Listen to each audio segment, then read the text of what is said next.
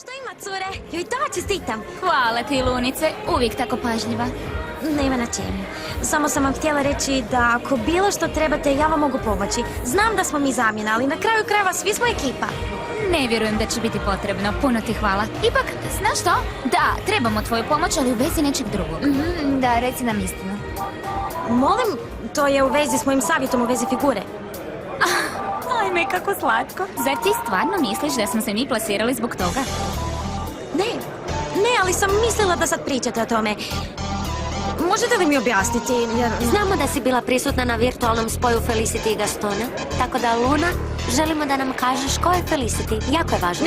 Ne, i ne mogu i moram ići. Ne. Bolje rečeno, da, ići ćeš. Ali nakon što nam kažeš tko je Felicity. Ne. Neću vam reći tko je Felicity jer sam joj obećala da nikome neću reći i namjeravam održati obećanje. Oprosti, ali ne. Bok, ljubavi! Bok!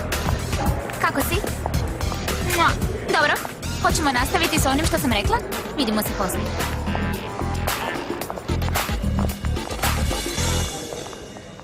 Mislila sam da to nikad neću reći, ali dobro da si došao s nove. Imala si sreće. Razumijem da ne želiš izdati Felicity jer si joj dala obećanja. Ali mogla bi jednom i meni vjerovati. Da... Pardon.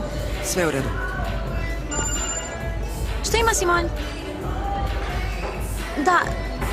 Da, vidimo se u parku i pričat ćemo. Bye.